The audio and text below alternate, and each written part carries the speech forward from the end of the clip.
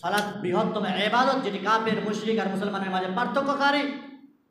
মসজিদের দায়িত্ব নিয়ে বসে আছে, মাদ্রাসার দায়িত্ব নিয়ে বসে আছে, অথচ সালাতের ধারে কাছে গেছে না। কোন সে মুসলিমেরা? কোন মুসলিমেরা?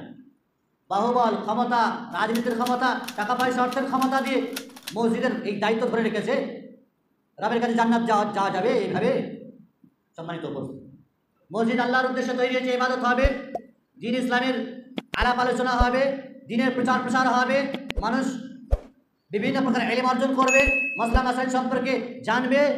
তার জন্য মসজিদ ব্যবস্থাপনা এবং খোঁজ যারা দায়িত্ব নিয়ে বসে থাকবে তাদের এই দায়িত্ব সবচেয়ে বেশি, যে তারা বিভিন্ন রকমের দাওয়াতি সভা করবে, দ্বীন শিক্ষার কার্যক্রমের ক্ষেত্রে উদ্বুদ্ধ করবে জনগণকে। সন্তান সন্ততি থেকে বয়স্ক পর্যন্ত সবার জন্য মসজিদকে উন্মুক্তভাবে রাখবে। মসজিদ আল্লাহর, এখানে কোনো পার্টিবাজি, রাজনীতি, দলাদলি, ব্যক্তিতন্ত্র, মন্ত্র কোনো রকমের কিছু চলে না। আল্লাহ মাস্তান আবুদ করে দেবে, বরবাদ করে দেবে যদি কেউ করে। এটি আল্লাহর স্থান, আল্লাহর জন্য যারা কাজ করতে পারবে তারা আসবে, নজর কেটে পড়বে। দুনিয়ার অসংখ্য ময়দান আছে, সেখানে গিয়ে মাত্র পরিকরিত কেউ বলার কেউ থাকবে না। মসজিদের ক্ষেত্রে যেন এমনটি না হয়, রাজনীতির প্রকোপ আর শিকার যেন মসজিদ মাদ্রাসা না হয়। আল্লাহ বরবাদ করে দেবে, দুনিয়া বরবাদ, আখিরাত বরবাদ হয়ে যাবে। মসজিদ কারা নির্মাণ করবে, মসজিদ কারা আবাদ করবে? যারা আল্লাহর উপর ঈমান এনেছে, যারা নামাজ আদায় করে, যাকাত দেয়, আর যারা আল্লাহ ছাড়া অন্য কাউকে ভয় করে না, তবেই তো তারা হিদায়াত প্রাপ্ত হয়। প্রিয় ভাই আমার, এখন যারা নামাজ আদায় করে, সালাত আদায় করে না, তাদের যে কি হাসর হবে, কি অবস্থা হবে, কিয়ামতের দিন প্রথম প্রশ্ন হবে সালাত সম্পর্কে। হুকুকুল্লাহ, আল্লাহর যে সমস্ত হক এবং অধিকার আছে, সেই অধিকারগুলোর মধ্যে প্রথম প্রশ্ন হবে সালাতের ব্যাপারে। আউয়ালু মা ইউহাসাবু বিহি আল-আবদু ইয়াওমাল কিয়ামাতিস সালাত। রাসূলুল্লাহ সাল্লাল্লাহু আলাইহি ওয়াসাল্লাম বলেছেন, সর্বপ্রথম প্রশ্ন হবে নামাজ পড়েছিলে কিনা। ফাইন সালাহাত সালাহা সাইরু আমালি, যদি নামাজ ঠিকঠাক থাকে, 5 ওয়াক্ত নামাজ পড়েছিলে আল্লাহর ভয়ে, তো বাকি অন্যান্য আমলে ত্রুটি বিচ্যুতি থাকলে আল্লাহ তাআলা সেগুলোকে ক্ষমা করে দেবেন। পৃথিবীর সব কাজের জন্য বাহানা আপনি দিতে পারেন, সালাতের কোনো বাহানা দেওয়া যায় না। সাল্লি কাইমান, দাঁড় হয়ে নামাজ আদায় করতে হবে। শরীর সুস্থ আছে, সতেজ আছে, হাট্টা গোট্টা আছেন, দাঁড় হয়ে খাড়া হয়ে আপনাকে নামাজ আদায় করতে হবে। যে দাঁড় হওয়ার ক্ষমতা না থাকে, হাঁটুতে ব্যথা আর কিছুতে ব্যথা, তো বসে নামাজ আদায় করতে হবে, তারপরেও ছাড় নেই। ফাইলাম তুসাল্লি কাইমান, যদি নামাজ দাঁড়িয়ে করতে না পারো তো বসে নামাজ আদায় করতে হবে। যদি বসারও ক্ষমতা না থাকে, বসে পড়ারও ক্ষমতা না থাকে, তাহলে তাকে শুয়ে নামাজ আদায় করতে হবে। তো মাফ নেই, ক্ষমা নেই, নামাজ ওখানে ছাড় নেই। বাড়ি হওয়ার পর থেকে তার যতক্ষণ না মৃত্যু আসছে ততক্ষণ পর্যন্ত তাকে ইবাদত করতেই হবে, সালাত আদায় করতেই হবে, দাঁড়িয়ে না হয় বসে না হয় শুয়ে, মাফ নেই। আব্দুল্লাহ ইবনে উম্মে মাকতুম, অন্ধ ব্যক্তি, রাসূলুল্লাহ সাল্লাল্লাহু আলাইহি ওয়াসাল্লামের কাছে এলেন, একটু অনুমতি চাইলেন যাতে করে বাড়িতে নামাজ পড়তে পারি। রাসূলুল্লাহ সাল্লাল্লাহু আলাইহি ওয়াসাল্লাম তাকে শুরুতে অনুমতি দিয়ে দিলেন। পরে আবার ডেকে বলছেন, তুমি কি আযান শুনতে পাও? আব্দুল্লাহ ইবনে উম্মে মাকতুম অন্ধ, বলেন হ্যাঁ আযান তো শুনতে পাই আমি। রাসূলুল্লাহ সাল্লাল্লাহু আলাইহি ওয়াসাল্লাম বলেন, আযান যদি শুনতে পাও তাহলে মসজিদে এসে নামাজ আদায় করতে হবে। একজন অন্ধ ব্যক্তির জন্য মসজিদ ছাড় নেই, বাড়িতে সুযোগ নেই, মসজিদে আসতে হবে অন্ধ ব্যক্তি। তাহলে অন্যান্য যারা সুখ আছে, যাদের শরীর হাট্টা গোট্টা সব কিছু শুনতে পায়, তাদের জন্য তো মসজিদ আছে ওয়াজিব। আসসালামু আলাইকুম ওয়া রাহমাতুল্লাহি ওয়া বারাকাতুহু। ইন্নাল হামদুলিল্লাহি নাহমাদুহু ওয়া নাস্তাঈনুহু ওয়া নাস্তাগফিরুহু ওয়া নাউযু বিল্লাহি মিন শুরুরি আনফুসিনা ওয়া মিন সাইয়্যাতি আ'মালিনা মান ইয়াহদিহিল্লাহু ফালা মুদিল্লা লাহু ওয়া মান ইউদ্লিল ফালা হাদিয়া লাহু। وأشهد أن لا إله إلا الله وحده لا شريك له وأشهد أن محمدا عبده ورسوله صلى الله عليه وعلى آله وأصحابه وسلم تسليما كثيرا. أما بعد فإن أصدق الحديث كتاب الله وخير الهدي هدي محمد صلى الله عليه وسلم وشر الأمور محدثاتها وكل محدثة بدعة وكل بدعة ضلالة وكل ضلالة في النار. فقد قال الله سبحانه وتعالى: أعوذ بالله من الشيطان الرجيم، بسم الله الرحمن الرحيم.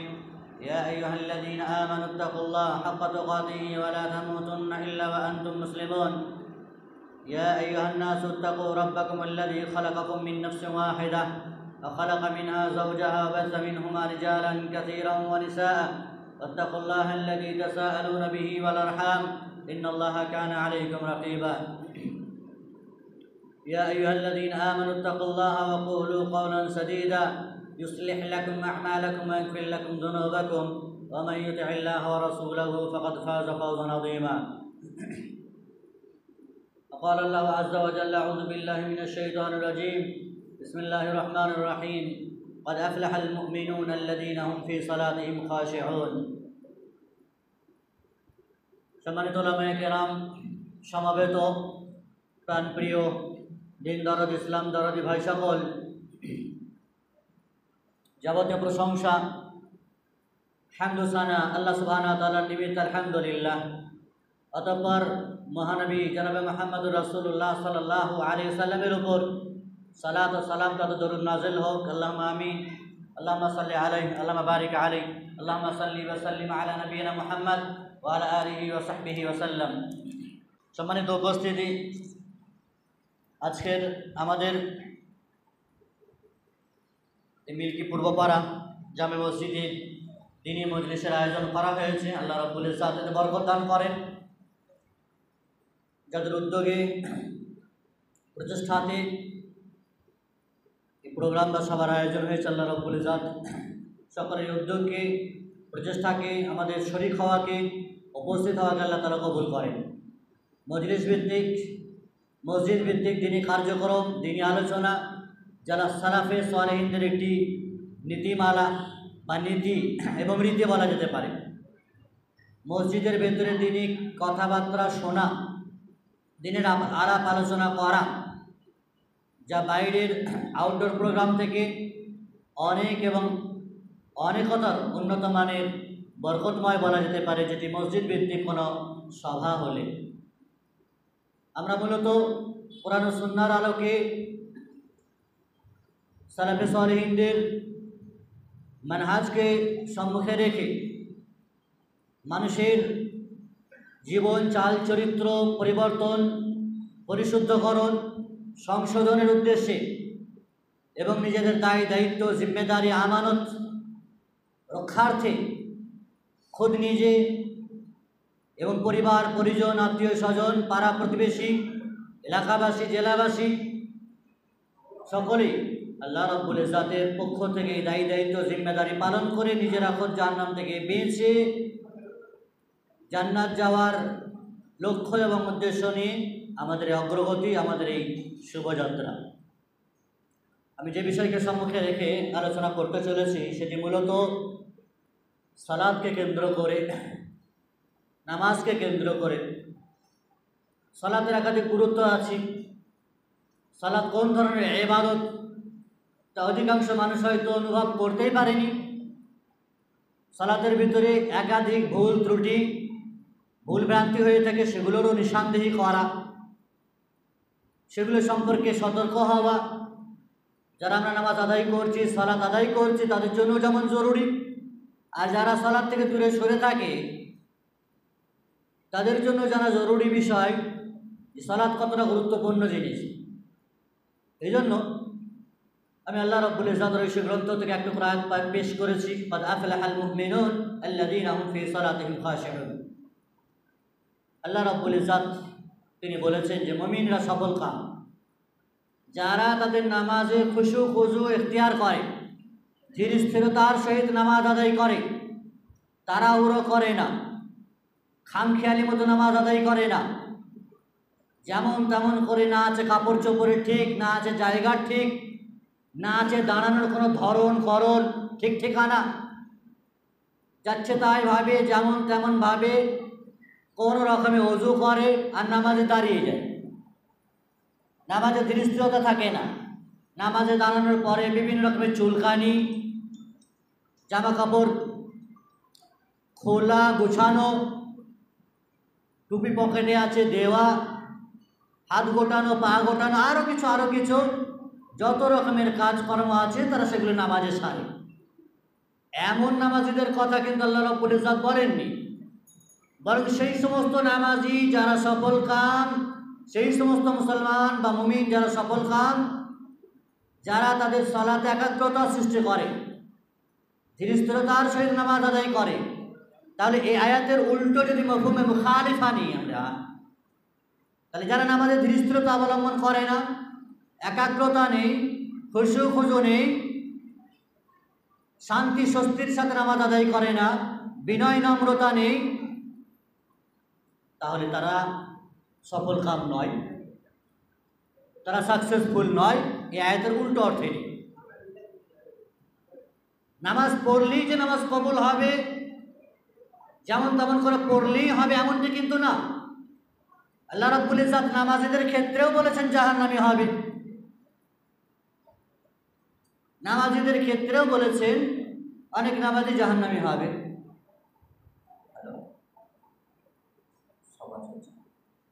আল্লাহ রাব্বুল ইজ্জত সেই সমস্ত নামাজীদের কথা বলতে গিয়ে বলেছেন ফাওয়াইলুল লিল মুসাল্লিন আল্লাযীনা হুম আন সালাতিহিম সাহুন। সেই সমস্ত মুসল্লি আর নামাজের জন্য দুর্ভোগ। দুর্ভোগ বলতে জাহান্নাম বলা যেতে পারে। যারা আন সালাতিহিম সাহুন, নামাজে অলসতার সহিত দাঁড় হয়, নামাজের মূল্যায়ন নেই, সালাতের মূল্যায়ন করে না, রবের সাথে কানেক্ট হবে, মজবুত সম্পর্ক হবে, এই উদ্দেশ্য নিয়ে নামাজে দাঁড় হয় না। গড়িমসি করে কোনো রকমে ঢলতে ঢলতে এসে দাঁড় হতে হয়, পড়তে হয়, হয়তো ঘরের সংসারের চাপে, বিবির চাপে, মাওলানার চাপে, ছেলের চাপে, বা কোনো রকমে এইরকম মন মানসিকতা নিয়ে যারা নামাজে দাঁড় হয়, সেই সমস্ত নামাজীদের কথা আল্লাহ রাব্বুল ইজ্জত বলেন ফাওয়াইলুল লিল মুসাল্লিন। তাদের জন্য দুর্ভোগ, ক্ষতি রয়েছে তাদের জন্য, জাহান্নাম রয়েছে তাদের জন্য, কঠিন অবস্থা হবে তাদের জন্য। নামাজ পড়ার পরেও কিছু মুসলিম যারা জাহান্নামে যাবে। সম্মানিত উপস্থিতি, নামাজ যারা পড়ে মানুষকে দেখানোর জন্য, অথবা চাপে পড়ে, অথবা পদ আছে বলে নামাজ পড়তে হবে, মুতাল্লি বানিয়েছে আমাকে, নামাজ না পড়লে লোকে কেমন বলবে না কথা, সভাপতি বানিয়েছে, তো পদের কারণে নামাজ আদায় করে। রাসূল আকরাম সাল্লাল্লাহু আলাইহি ওয়াসাল্লামের কঠোর ভাষা রয়েছে, মান সাল্লা ইউরাই ফাকাদ আশরাক, যে ব্যক্তি মানুষকে দেখানোর জন্য সালাত আদায় করে সে ব্যক্তি শিরক করলো, শিরক করলো। এবং কিয়ামতের দিনে সেই সমস্ত মানুষদেরকে বলা হবে যার জন্য সালাত আদায় করেছো তার কাছে যাও, আমার জন্য তো করনি, আমার ভয়ে তো নামাজ আদায় করনি, বলে আমার কাছে দাঁড়িয়ে তো করে লাভ হবে না।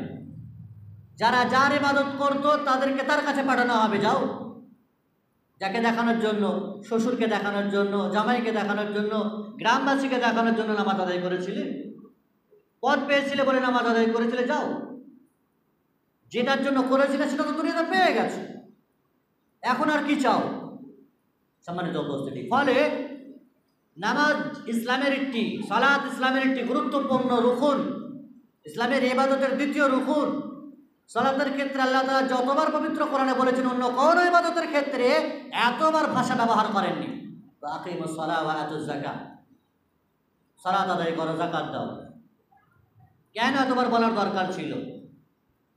আল্লাহ রাব্বুল ইজ্জত এতবার বলে যাচ্ছেন সালাতের ক্ষেত্রে। ইসলামের প্রথম রুকুন একটি গুরুত্বপূর্ণ তাওহীদ, আকীদাগত বিষয়, আর তারপরে পরে সালাত। আকীদা যখন সংশোধন হয়েছে, তাওহীদ সংশোধন হয়েছে। এর আগে যে মজলিস হয়েছিল সেই মজলিসে আমি তাওহীদ সম্পর্কে আলোচনা করেছিলাম। ইসলামের মৌলিক যে ইবাদত তাওহীদ, সেটি ঠিক থাকতে হবে, আর তারপরে পরে ইবাদত হচ্ছে সালাত। শুধু তাওহীদ ঠিকঠাক রেখে মানুষ ঘুরে বেড়াবে, আজান হবে নামাজ আদায় করবে না, মসজিদ তৈরি করেছে নামাজ আদায় করবে না, তো কি করবে? আমাদের ধর্ম বা ইসলাম তো অন্যান্য ধর্মের মতো নয় যে গির্জা তৈরি করেছে, মন্দির তৈরি করেছে, বছরে একবার পূজা পাঠ করবে, ধূপ ধুনা দেবে, ফুলঝড়ি আর চকলেট বোম ফাটাবে, আর লাইটিং করবে, বিভিন্ন রকমের কাগজ বেলুনের ফুটানি দেখাবে। মসজিদের জন্য তৈরি হয়নি। আন্নাল মাসাজিদ লিল্লাহি ফালা তাদউ মা আল্লাহি আহাদা। মসজিদ সিরিফ আর সিরিফ আল্লাহর সন্তুষ্টির জন্য তৈরি হয়েছে, আল্লাহর ইবাদতের জন্য তৈরি হয়েছে। এখানে আল্লাহ ছাড়া অন্য কাউকে আর তুমি ডাকতে পারবে না, অন্য কাউকে দেখাতে পারবে না। এই জন্য পূর্ববর্তী মসজিদগুলো, পূর্বের যুগের মসজিদগুলো গরিবানা মসজিদ হলেও এত স্বচ্ছন্দময় চকচকে ঝকঝকে ছিল না, নামাজি ছিল পাক্কা, সচ্চা, খাঁটি। উর্দু কবি কতই না সুন্দর করে বলেছেন, पहले ज़माने में मस्जिदें थी कच्ची तो नमाजी थे पक्के, और आज के इस दौर में मस्जिदें है पक्की तो नमाजी है कच्चे। পূর্ব যুগের মসজিদ কাঁচা ছিল, নামাজি পাকা ছিল, আর আজকের মসজিদ পাকা হয়েছে, নামাজি কাঁচা। মসজিদ সুন্দরভাবে চকচকে ঝকঝকে করেছি, টাইলস মার্বেল দিয়ে, এসি দিয়ে সাজিয়েছি, এরপরেও যদি মসজিদে কেউ না আসে, তার চাইতে বড় নামা খারাপ আর কেউ আছে? বড় বেউকুফ আর কেউ আছে? এত সুন্দর পরিবেশ, পরিষ্কার পরিচ্ছন্ন, টিপটপ, চকচকে ঝকঝকে, গায়ে ঘাম ঝরবে না, এসির ঠান্ডা হাওয়াতে আপনি ইবাদত করবেন। সুবহানাল্লাহ। নববী জিন্দেগি যদি আপনি স্মরণ করেন, চোখ দিয়ে পানি ঝরবে। আরবের উত্তপ্ত মরুভূমির আবহাওয়া কে না জানে? সৌদি আরবের সেলসিয়াস আর তাপমাত্রা কমসে কম মানে প্রতিনিয়ত 40 ডিগ্রি সেলসিয়াস, এটা নর্মাল 40 ডিগ্রি। সে গরম উত্তপ্ত হাওয়াতে তৎকালীন যুগে এসি ছিল না, সাহাবায়ে কেরামরা কাঁকরের উপর সেজদা করতেন, কাঁকরের উপর সেজদা করতেন। চামড়া জ্বলে পুড়ে ছারখার হয়ে যাওয়ার উপক্রম সেই সময়। কাঁচা পাকার মাটির মসজিদ ছিল, পাথরের মসজিদ ছিল, দেওয়াল ছিল, কি গরম হতে পারে? আমাদের তো 10 ইঞ্চি 15 ইঞ্চি গাঁথনি, মাথার উপরে এত মোটা মোটা ছাদ, এরপরে এসি, বিভিন্ন রকমের ফ্যান, সব রকম সুযোগ আছে, তারপরেও মানুষ মসজিদে আসে না। এদের চাইতে বড় বেউকুফ আর কেউ আছে? সম্মানিত উপস্থিতি, এত কিছু ব্যবস্থা করার পরেও যদি সালাতের মতো ইবাদত, এত গুরুত্বপূর্ণ ইবাদত যদি মসজিদের মতো শান্তিপূর্ণ জায়গা পৃথিবীতে আর কোথাও নেই। রাসূল আকরাম সাল্লাল্লাহু আলাইহি ওয়াসাল্লামের ভাষায়, আহাব্বুল বিলাদি ইলাল্লাহি মাসাজিদুহা ওয়া আবগাদুল বিলাদি ইলাল্লাহি আসওয়াকুহা, ভূপৃষ্ঠে সবচাইতে সুন্দর, শ্রেষ্ঠতম, প্রিয় জায়গা আল্লাহ রাব্বুল ইজ্জতের কাছে সেটা হলো মসজিদ। সেটা হলো মসজিদ, যেটা আল্লাহর কাছে সবচাইতে প্রিয়, শ্রেষ্ঠতম স্থান। আবগাদুল বিলাদি ইলাল্লাহি আসওয়াকুহা, আর আল্লাহর কাছে সবচাইতে নিকৃষ্ট স্থান হচ্ছে বাজার। যে বাজারে অহরহ সময় কাটাই আমরা, চায়ে চপে ডুবে থাকি আমরা, লটারি 2 নম্বরই সুদে, ইন্স্যুরেন্সে ডুবে থাকি আমরা, প্রতিনিয়ত বাজারে মানুষ এই করছে। কোথায় 2 নম্বরই কাউকে টুপি পরানো, কিভাবে অসৎ পন্থায় উপার্জন করা যেতে পারে, কাউকে কিভাবে চিমটি কাটা যেতে পারে, কারো পায়ে পা দিয়ে কী করে ঝগড়া করা যেতে পারে, কাউকে কীভাবে সমাজে একেবারে টিপে মারা যেতে পারে, এই রকম শয়তানি পন্থা আর শয়তানি কাজকর্ম মাথায় ঘুরছে। এই কাজ তো খৈবার এক শ্রেণীর মানুষের আছে। মসজিদ আসবে তবে তো সে শুধরাবে, পরিবর্তন হবে, আল্লাহ তাকে তৌফিক দেবে, তার বদ খেয়ালিগুলো আল্লাহ তারা দূর করবে। মসজিদ এলে তো, লটারির দোকানে বসে থাকলে আল্লাহ তালা তার এই বদ খেয়ালি আর ভাইরাসগুলো দূর করবে। সুদের সাথে, লোনের সাথে, বন্ধন লোনের সাথে মানুষ জড়িত হয়ে গেছে, মা বোনেরা কাউকে ছাড়েনি। বাড়ি থেকে বের করার শয়তানি একটা চক্রান্ত বন্ধন লোন, মহিলাদেরকে শরিকানা করে দিয়েছে, গোষ্ঠী লোন করে দিয়েছে। দেখেন তো কে ফোন করছে, এতবার এত জিনিসে মানুষকে শয়তান ফাঁসিয়ে রেখে দিয়েছে। তা আপনি মসজিদ আসবেন তবে তো আল্লাহ আপনাকে বাঁচাবেন শয়তানি কর্মকাণ্ড থেকে, রক্ষা করবেন আপনাকে। যেটা সবচেয়ে প্রিয় আল্লাহ রাব্বুল ইজ্জতের কাছে মসজিদ, সেই প্রিয় স্থানটা ছেড়ে অপ্রিয় স্থান, নিকৃষ্টতম স্থান, নোংরা ময়লা আবর্জনাযুক্ত স্থানকে আমরা বেছে নিয়েছি। সেটাই ভালো লাগে। মানুষের একটা নোংরা স্বভাব জাত, এটা হলো যাকে যেদিকে যত নিষেধ করবেন সে সেদিকে ততই যায়। মানুষ সুন্দর জিনিসটা গ্রহণ করতে অনেক সময় লাগায়, মন্দ জিনিসটাকে বেশি আকর্ষণ করে, বেশি গ্রহণ করে। আমাদের বাঙালি সমাজের মানুষের রীতি, যদি আপনাকে একটা প্লেটে চপ, বেগুনি, সিঙ্গারা, যত রকমের গ্যাস হওয়ার উপাদানগুলো রাখা হয়, আর একটা প্লেটে যদি আপনার জন্য ফল ফ্রুট রাখা হয়, আপেল, বেদানা, লেবু, কলা, বিভিন্ন রকমের যাতে প্রোটিন আছে, তো মানুষ ফল ফ্রুটগুলো ছেড়ে দিয়ে আগে বেগুনিতে হাত দেবে, চপে হাত দেবে, সিঙ্গারাতে হাত দেবে। লবণ, ঝাল এগুলো খেতে বেশি ভালোবাসে, টক ঝাল হতে হবে, প্রোটিন জাতীয় জিনিসগুলো খাবে না, ওগুলো হয়তো পরে খাবে। সম্মানিত উপস্থিতি, আল্লাহ রাব্বুল ইজ্জত তার সবচেয়ে প্রিয়তম জায়গায় প্রিয় মানুষদেরকে আসার তৌফিক দান করেন। যারা মসজিদ আসতে পারে না তারা আল্লাহর কাছে প্রিয় হতে পারে।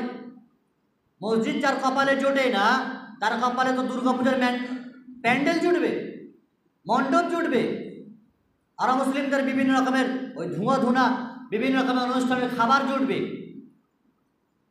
প্রিয় ভাই আমার, আল্লাহ রাব্বুল ইজ্জত পৃথিবীর সর্বশ্রেষ্ঠ স্থানে আসার যাকে তৌফিক দেয়নি, সেই নোংরা জাতীয় সকল প্রকারের স্থানে সে যেতে দ্বিধাবোধ করবে না, তার সে ভ্রুকুঞ্চিত হবে না, গায়ে লাগবে না তার। কারণ শয়তান লাউযায়্যিনান্না লাহুম ফিল আরদ, শয়তান দুনিয়ার অসংখ্য জিনিসকে মানুষের কাছে সুন্দর করে, আকর্ষণীয় রোমাঞ্চকর করে মানুষের কাছে উপস্থাপন করেছে। লাইটিং, বিভিন্ন রকমের নানান খাবার দ্রব্য, অমুসলিমদের তৈরিকৃত রসম রেওয়াজ, কুসংস্কার, অনিসলামিক রীতিনীতি মানুষের মনে এমনভাবে অ্যাট্রাকশন করেছে, আকর্ষণ করেছে যে মানুষ না বললেও মানুষ দলে দলে ওই দিকেই ঢলছে। আর খাঁটি কোরআন সুন্নাহর আলোচনা, খাঁটি ইসলামের রসদ আর রস, জান্নাত যাওয়ার উপকরণ, উপাদান যেখানে পাবেন আপনি, গোনাগুলো মাফ হবে, পাপগুলো ধুয়ে মুছে সাফ হয়ে যাবে, জান্নাত যাওয়ার জন্য রাস্তা সহজ হবে, সেই রাস্তাগুলো এখতিয়ার থেকে মানুষ দূরে সরে থাকে। রাসূল আকরাম সাল্লাল্লাহু আলাইহি ওয়াসাল্লাম উদাহরণ দিয়েছেন, লাউ আন্না নাহরান বিবাবি আহাদিকুম ইয়াগতাসিলু কুল্লা ইয়াওমিন 5 মাররাত, যদি তোমাদের কারোর বাড়ির দরজা দিয়ে নহর গেছে, নহর যায়, নদী যায় অথবা পুকুর আছে, আর সেই নহরে নদীতে যদি কোনো মানুষ 5 বার গোসল করে, কুল্লা ইয়াওমিন 5 মাররাত হাল ইয়াবকা মিন দারনিহি শাই, 5 বার যদি কেউ একটা নহরে গোসল করে, তার শরীরে কোনো ময়লা থাকবে, আবর্জনা থাকবে?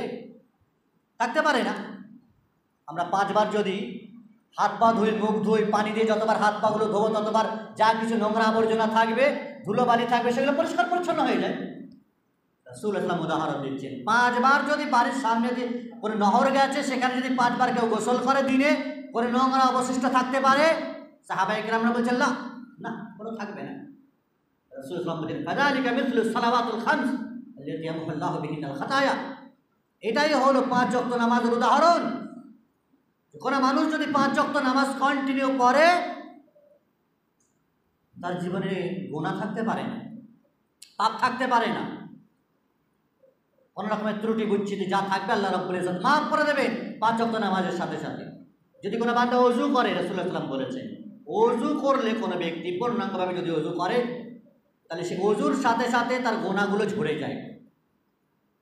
ওযুর সাথে সাথে গুনাহ এবং পাপ রাশিগুলো ঝরে যায়, ছোট ছোট গুনাহগুলো আল্লাহ তাআলা ক্ষমা করে দেন। 5 বার ওযু করছেন, 5 বার নামাজ পড়ছেন, গুনাহ খাতা থাকবে, আল্লাহ মাফ করে দেবে। এত কিছু সুযোগ আর অফার পাওয়ার পরেও যে অধম মসজিদে আসতে পারে না, কোথায় গোসল করবে ও? কোন গোসলের পানি তোর শরীর পরিষ্কার হবে আর ওর পাপ ধুয়ে মুছে সাফ হবে? গঙ্গার জলে না মহানন্দার জলে? সম্মানিত উপস্থিতি, পাপকে ধুয়ে মুছে সাফ করার বৃহত্তম উপায় হলো মসজিদ। আপনার জীবন, আপনার লাইফস্টাইল পরিবর্তন হওয়ার মুখ্য স্থান হলো মসজিদ। সাহাবায়ে কেরামরা, সালাফরা মসজিদকে আঁকড়ে ধরে থাকতেন, মসজিদ ছাড়তেন না। রাসূলুল্লাহ সাল্লাল্লাহু আলাইহি ওয়াসাল্লাম সালাতের পরে সাহাবায়ে কেরামদেরকে যে নসিহত করতেন, নামাজের পরেই মুখ ফিরিয়ে বসতেন। ইরবাদ ইবনে সারিয়া রাদিয়াল্লাহু তাআলা আনহু বর্ণনা করছেন যে নবী আকরাম সাল্লাল্লাহু আলাইহি ওয়াসাল্লাম একদিন নামাজের পরে আমাদের দিকে মুখ করে বসলেন।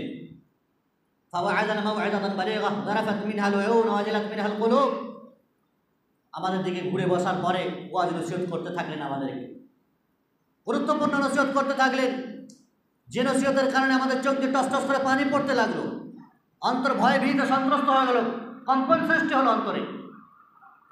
আমরা ভাবলাম যে রাসূলুল্লাহ সাল্লাল্লাহু আলাইহি ওয়াসাল্লাম এটাই হচ্ছে শেষ ভাষণ, শেষ কথা, শেষ নসিহত, এরপর আর তিনি বাঁচবেন না। আমরা বললাম, আল্লাহ রাসূল আমাদেরকে কিছু নসিহত করেন। রাসূলুল্লাহ সাল্লাল্লাহু আলাইহি ওয়াসাল্লাম আমাদেরকে নসিহত করে, নুসিকুম বিতাকওয়াল্লাহি ওয়া সামি' ওয়া তাআ, তোমাদেরকে আল্লাহর ভয়ে নসিহত করছে, আল্লাহকে ভয় করো, শাসকের আনুগত্য করো, অনুসরণ করো। সম্মানিত উপস্থিতি, নবী আকরাম সাল্লাল্লাহু আলাইহি ওয়াসাল্লামের ভাষণ মসজিদেই ছিল। মসজিদে আলাপ আলোচনা শুনে সাহাবায়ে কেরামরা ভীত সন্ত্রস্ত হতেন, অন্তরে কম্পন সৃষ্টি হতো। ফলে মসজিদকে তারা আঁকড়ে ধরে থাকতেন। সাহাবায়ে কেরামরা যে হাদিস লিপিবদ্ধ করতেন, রাসূলুল্লাহ সাল্লাল্লাহু আলাইহি ওয়াসাল্লামের দরবার ছাড়তেন না। আবু হুরায়রা রাদিয়াল্লাহু তাআলা আনহু সবচেয়ে বেশি হাদিস যিনি বর্ণনা করেছেন। মজলিস ছাড়তেন না, রাসূলুল্লাহ সাল্লাল্লাহু আলাইহি ওয়াসাল্লাম দরবার ছাড়তেন না। ছাড়লে কাউকে দিয়ে যেতেন যে তুমি থাকো, আমি ঘুরে আসছি, যেটুকু শুনবে লিখবে সেটা আমি আবার পরে লিখে নেব। কি এমন হয়েছে আমাদের যুগের মানুষের যে পৃথিবীর সব কাজ করতে আমরা পারি? কলকাতার পিজি থেকে শুরু করে ব্যাঙ্গালোর কোনো হসপিটাল আমরা ছাড়িনি শরীরের অসুস্থতার জন্য। তাতে ট্রেন পাইনি, ফ্লাইটে, আর কিছুতে শারীরিক রোগের জন্য, সুস্থতার জন্য মানুষ টাইম, সময়, অর্থ সব কিছুকে জলাঞ্জলি দিয়েছে। মাথার ঘাম পায়ে ফেলে যেটুকু অর্থ উপার্জন করে নিজের শরীরের সুস্থতার জন্য সেটুকু দিয়ে আসে।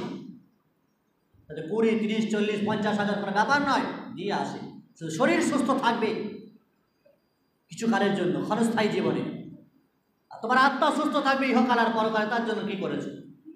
তোমাকে ব্যাঙ্গালোর যেতে হয়নি, তোমাকে লন্ডন যেতে হয়নি, টাকা পয়সা হলে হজ করতে যেতে হবে মক্কাতে, মদিনাতে, সেটা ভিন্ন বিষয়। টাকা পয়সা নেই তো গরিবদের জন্য তো আল্লাহ রাব্বুল ইজ্জত এখানে বসেও হজের সময় নেকির বিভিন্ন ব্যবস্থা করে দিয়েছে। এখানে বসেই জান্নাতের রাস্তা আল্লাহ তাআলা আপনার জন্য বার করে দিয়েছে। প্রিয় ভাই আমার, আধ্যাত্মিক সুস্থতার জন্য, আত্মার সুস্থতার জন্য, ঈমান চাঙ্গা করার জন্য আমাদের কি ব্যবস্থাপনা নিয়েছে? সম্মানিত উপস্থিতি, নামাজ, সালাত যে গুরুত্বপূর্ণ বিষয়, ইসলামের দ্বিতীয় বিষয়, যেটি কাফের, মুশরিক আর মুসলমানের মাঝে পার্থক্যকারী বিষয়, বাইনাল কুফরি ওয়া শিরকি ওয়া বাইনাল আবদি তারকুস সালাহ। নামাজ যে ব্যক্তি ছেড়ে দেয় সে মুসলমান থাকে না। ফামান তারাকাহা মুতাআম্মিদান ফাকাদ কাফার, জেনে বুঝে যদি নামাজ কেউ ছেড়ে দেয় সে ব্যক্তি নিঃসন্দেহে কাফের হয়ে যায়।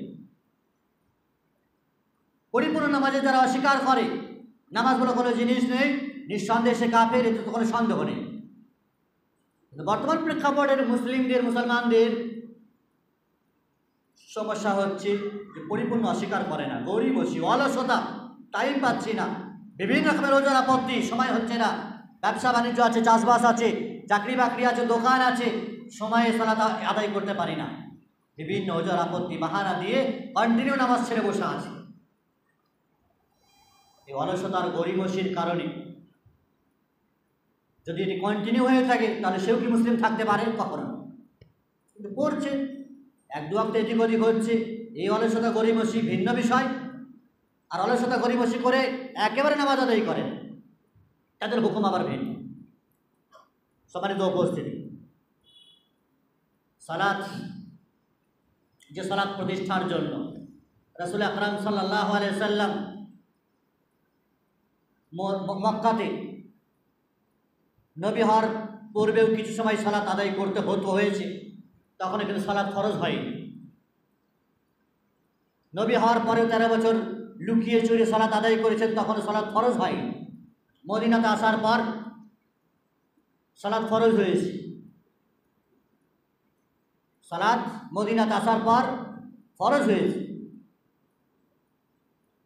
প্রকাশ্যে সালাত আদায় করলে দুশমন, শত্রু, বিভিন্ন প্রকারের অত্যাচার আর যন্ত্রণা সহ্য করতে হয়েছে, তারপরেও তারা সালাত ছাড়েননি, নামাজ ছাড়েননি। ওমর ফারুক রাদিয়াল্লাহু তাআলা আনহুকে তো নামাজের অবস্থায় হত্যা করা হলো, খঞ্জর মারা হলো পিছন দিক থেকে, রক্তাক্ত হয়ে গেলেন। সালাত আদায় করেছে, তারপরেও রাসূল আকরাম সাল্লাল্লাহু অসুস্থ অবস্থাতেও বাড়ি থেকে বেরিয়ে মসজিদে নববীতে সালাত আদায় করছেন। এ কথা ভিন্ন যে আবু বকর রাদিয়াল্লাহু তাআলাকে ইমামতের দায়িত্ব দিচ্ছেন। পৃথিবীর সব কাজের জন্য বাহানা আপনি দিতে পারেন, সালাতের কোনো বাহানা দেওয়া যায় না। সাল্লি কায়েমান, দাঁড় হয়ে নামাজ আদায় করতে হবে। শরীর সুস্থ আছে, সতেজ আছে, হাঁটা করতে আছেন, দাঁড় হয়ে খাড়া হয়ে আপনাকে নামাজ আদায় করতে হবে। যে দাঁড় হওয়ার ক্ষমতা না থাকে, হাঁটুতে ব্যথা আর কিছুতে ব্যথা, তো বসে নামাজ আদায় করতে হবে, তারপরেও ছাড় নেই। ফাইন লাম তুসাল্লি কায়েমান, যদি নামাজ দাঁড়িয়ে পড়তে না পারো তো বসে নামাজ আদায় করতে হবে। যদি বসারও ক্ষমতা না থাকে, বসে পড়ারও ক্ষমতা না থাকে, তাহলে তাকে শুয়ে নামাজ আদায় করতে হবে।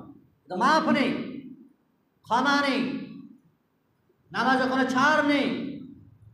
বাড়ি হওয়ার পর থেকে তার যতক্ষণ না মৃত্যু আসছে ততক্ষণ পর্যন্ত তাকে ইবাদত করতেই হবে, সালাত আদায় করতেই হবে, দাঁড়িয়ে না হয় বসে না হয় শুয়ে, মাফ নেই। মসজিদে আসার চেষ্টা করতে হবে। একেবারে নিরুপায় ভিন্ন কথা, আব্দুল্লাহ ইবনে উম্মে মাকতুম অন্ধ ব্যক্তি রাসূলুল্লাহ সাল্লাল্লাহু আলাইহি ওয়াসাল্লামের কাছে এলেন, একটু অনুমতি চাইলেন যাতে করে বাড়িতে নামাজ পড়তে পারি। রাসূলুল্লাহ সাল্লাল্লাহু আলাইহি ওয়াসাল্লাম তাকে শুরুতে অনুমতি দিয়ে দিলেন, পরে আবার ডেকে বলছেন, তুমি কি আযান শুনতে পাও? আব্দুল্লাহ ইবনে উম্মে মাকতুম অন্ধ, বলেন হ্যাঁ আযান তো শুনতে পাই আমি। রাসূলুল্লাহ সাল্লাল্লাহু আলাইহি ওয়াসাল্লাম বলেন, আযান যদি শুনতে পাও তাহলে মসজিদে এসে নামাজ আদায় করতে হবে। একজন অন্ধ ব্যক্তির জন্য মসজিদ ছাড় নেই, বাড়িতে সুযোগ নেই, মসজিদে আসতে হবে অন্ধ ব্যক্তি। তাহলে অন্যান্য যারা সুখ আছে, যাদের শরীর হাট্টা গোটা সব কিছু শুনতে পায়, তাদের জন্য তো মসজিদে আসা ওয়াজিব। আমরা সৌদি আরবের জীবনে দেখেছি হুইল চেয়ারে করে লোক ভাড়া করে রাখা থাকতো ওদের। স্পেশাল একটা লোক ভাড়া করে রাখা আছে যার 1500 রিয়াল মাইন। রিয়াদের মসজিদে এরকম 2-3টে মানুষকে দেখেছি হুইল চেয়ারে করে নিয়ে আসতো, 5 ওয়াক্ত নিয়ে আসবে মানুষটাকে মসজিদে, সে মসজিদেই নামাজ আদায় করবে। লোকটার মাইনে যাকে রেখেছে 1500 রিয়াল। সে তো মনে করলে বাড়িতে নামাজ আদায় করতে পারতো, যে ওজোর আছে, আপত্তি, এটা গ্রহণযোগ্য, চলতে পারে না। না, অর্থ খরচ করে লোক রেখে সে মসজিদে আসে। সম্মানিত উপস্থিতি, সালাত বৃহত্তম ইবাদত, যেটি কাফের, মুশরিক আর মুসলমানের মাঝে পার্থক্যকারী। মসজিদের দায়িত্ব নিয়ে বসে আছে, মাদ্রাসার দায়িত্ব নিয়ে বসে আছে, অথচ সালাতের ধারে কাছে গেছে না। কোন সে মুসলিমেরা? কোন মুসলিমেরা? বাহুবল, ক্ষমতা, রাজনীতির ক্ষমতা, টাকা পয়সা, অর্থের ক্ষমতা দিয়ে মসজিদের এই দায়িত্ব ধরে রেখেছে। রবের কাছে জান্নাত যাওয়া যাবে এইভাবে? সম্মানিত উপস্থিতি, মসজিদ আল্লাহর উদ্দেশ্যে তৈরি হয়েছে, ইবাদত হবে, দ্বীন ইসলামের আলাপ আলোচনা হবে, দ্বীনের প্রচার প্রসার হবে, মানুষ বিভিন্ন প্রকার ইলম অর্জন করবে, মাসলা মাসাইল সম্পর্কে জানবে, তার জন্য মসজিদ ব্যবস্থাপনা। এবং খোদ যারা দায়িত্ব নিয়ে বসে থাকবে তাদের এটি দায়িত্ব সবচেয়ে বেশি, যে তারা বিভিন্ন রকমের দাওয়াতি সভা করবে, দ্বীন শিক্ষার কার্যক্রমের ক্ষেত্রে উদ্বুদ্ধ করবে জনগণকে। সন্তান সন্ততি থেকে বয়স্ক পর্যন্ত সবার জন্য মসজিদকে উন্মুক্তভাবে রাখবে। মসজিদ আল্লাহর, এখানে কোনো পার্টিবাজি, রাজনীতি, দলাদলি, ব্যক্তিতন্ত্র, মন্ত্র কোনো রকমের কিছু চলে না। আল্লাহ নাস্তান আবুদ করে দেবে, বরবাদ করে দেবে যদি কেউ করে। এটি আল্লাহর স্থান, আল্লাহর জন্য যারা কাজ করতে পারবে তারা আসবে, নজর কেটে পড়বে। দুনিয়ার অসংখ্য ময়দান আছে, সেখানে গিয়ে মাতব্বরি করে কেউ বলার কেউ থাকবে না। মসজিদের ক্ষেত্রে যেন এমনটি না হয়, রাজনীতির প্রকোপ আর শিকার যেন মসজিদ মাদ্রাসা না হয়। আল্লাহ বরবাদ করে দেবে, দুনিয়া বরবাদ, আখিরাত বরবাদ হয়ে যাবে। আল্লাহ রাব্বুল ইজ্জত পবিত্র কোরআনে বলেছেন, ইন্নামা ইয়া'মুরু মাসাজিদ আল্লাহ মান আমানা বিল্লাহি ওয়াল ইয়াউমিল আখির ওয়া আকামাস সালাহ ওয়া আতাজ যাকাত ওয়া লাম ইয়াখশা ইল্লাল্লাহ ফাআসা উলাইকা ইয়াকুনু মিনাল মুহতাদিন। মসজিদ কারা নির্মাণ করবে, মসজিদ কারা আবাদ করবে? যারা আল্লাহর উপর ঈমান এনেছে, যারা নামাজ আদায় করে, যাকাত দেয়, আর যারা আল্লাহ ছাড়া অন্য কাউকে ভয় করে না, তবেই তো তারা হেদায়েত প্রাপ্ত হয়। প্রিয় ভাই আমার, এখন যারা নামাজ আদায় করে, সালাত আদায় করে না, তাদের যে কি হাসর হবে, কি অবস্থা হবে, কিয়ামতের দিন প্রথম প্রশ্ন হবে সালাত সম্পর্কে। হুকুকুল্লাহ, আল্লাহর যে সমস্ত হক এবং অধিকার আছে, সেই অধিকারগুলোর মধ্যে প্রথম প্রশ্ন হবে সালাতের ব্যাপারে। আউয়ালু মা ইউহাসাবু বিহি আল-আবদু ইয়াওমাল কিয়ামাতি আস-সালাত। রাসূলুল্লাহ সাল্লাল্লাহু আলাইহি ওয়াসাল্লাম বলেছেন, সর্বপ্রথম প্রশ্ন হবে নামাজ পড়েছিলে কিনা। ফাইন সালাহাত সালাহা সাইরু আমালি, যদি নামাজ ঠিকঠাক থাকে, 5 ওয়াক্ত নামাজ পড়েছিলে আল্লাহর ভয়ে, তো বাকি অন্যান্য আমলে ত্রুটি বিচ্যুতি থাকলে আল্লাহ তাআলা সেগুলোকে ক্ষমা করে দেবেন। নামাজ ঠিক আছে তো ঠিক আছে, ফাইন সালাহাত সালাহা সাইরু আমালি। সালাত আদায় করনি, আল্লাহর স্বার্থে সালাত আদায় করনি, এখন ইষ্টতার সহিত সালাত আদায় করনি, তাহলে আল্লাহ রাব্বুল ইজ্জত এই সালাতের কারণে তোমাকে জাহান্নামে দেবে। ওয়াইন ফাসাদাত ফাসাদা সাইরু আমালি, নামাজ ঠিক নেই তো বাকি অন্যান্য কোনো আমল ঠিক হবে না।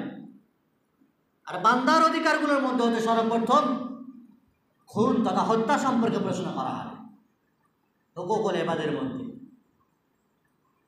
আল্লাহর অধিকারের মধ্যে সর্বপ্রথম সালাত সম্পর্কে আল্লাহ প্রশ্ন করবে, কৈফিয়ত করা হবে। দুনিয়া আর কিছু করেছিল কিন্তু নামাজ আদায় করেছিলে কিনা, এটা হচ্ছে গুরুত্বপূর্ণ বিষয়। এই প্রশ্নের উত্তর সেদিন আমরা কি করে দেব? যারা মসজিদ করেছি, মুসলিম বলি, আহলে হাদিস বলি, 5 ওয়াক্ত আজান হয় যে মসজিদে, নামাজ হয় যে মসজিদে, শুধু ইমাম সাহেব নামাজ পড়বেন আর মুয়াজ্জিন সাহেব পড়বেন। গ্রামে মসজিদ আছে, আজান হয়, নামাজ হয়, আর সেই মসজিদে আমি যাই না, সেই আজান আমি শুনি না, তা আমার হাসর কি হতে পারে? তাদের সাথে আপনি উঠবেন কিয়ামতের দিনে। ওয়া ইউতি'ল্লাহু ওয়া রাসূলাহু ফাউলাইকা মা'আল্লাযীনা আন'আমা আল্লাহু আলাইহিম মিনান নাবিয়্যিনা ওয়াস-সিদ্দীকিনা ওয়াশ-শুহাদা ওয়াস-সালিহিন ওয়া হাসুনা উলাইকা রাফীকা। যারা আল্লাহ এবং তার রাসূলের অনুসরণ করে তাদেরকে আল্লাহ ইনাম দেবেন, পুরস্কৃত করবেন। কাদের মতো? মা'আল্লাযীনা আন'আমা আল্লাহু আলাইহিম, যাদেরকে আল্লাহ পুরস্কৃত করেছেন, নবী, সিদ্দিক, শুহাদা, শহীদ, সালেহিন, নেককার, তাদের সাথে তাদের মতো পুরস্কৃত আপনাকে করবেন। সম্মানিত উপস্থিতি, এ ছিল বাইরের মানুষের যারা নামাজ আদায় করে না, তাদের কান খুলে শুনে রাখা উচিত। নামাজ ছাড়া আপনি মুসলিম হতেই পারেন না। টুপি পাঞ্জাবি আর দাড়ি রাখেন না কেন? আর ঈদ আর বকরিদের নামাজ পড়েন না কেন? আর জানাজার নামাজ পড়েন না কেন? আর মিলাদ মাহফিল জলসা জুলুসে বড় আলখেল্লা জুব্বা পরে তসবিহ তাহলিল করে বিরিয়ানি আপনি ফাটান না কেন? আল্লাহর রেজিস্টার আপনি মুসলিম নন। মিল্কিবাসীদের কাছে মুসলিম হতে পারেন, আল্লাহর রেজিস্টার আপনি মুসলিম না হলে দুনিয়া আখেরাত উভয় জগতেই তো আপনি লাঞ্ছিত হবেন, বরবাদ হবেন। যত বড়ই পাওয়ার ক্ষমতা থাকে না কেন, আল্লাহর রেজিস্টারে যদি মুসলিম না হয় তাহলে আমার কোনো দাম থাকবে না। সম্মানিত উপস্থিতি, এখন আমরা যারা নামাজ পড়ি 5 ওয়াক্ত কন্টিনিউভাবে, তাদেরই সংস্কার আমরা করি। ইসলাহ, আমাদের মজলিসগুলোকে ইসলাহি মজলিসও বলা হয়, সংশোধনী মজলিস। নিজেদের আত্মসমালোচনা আমরা করি একটু, যে আমাদের নামাজগুলো কিভাবে হয়, কিভাবে করি, কি কি কি ভুল ত্রুটি হয়ে থাকে আমাদের। সেই ত্রুটি বিচ্ছিন্নগুলো খুব সূক্ষ্মভাবে আলোচনা করার চেষ্টা করবো ইনশাআল্লাহ আজিজ। একটি বিষয় হচ্ছে কাসরাতুল হারাকা। নামাজি তারা অনেক নড়ে চড়ে,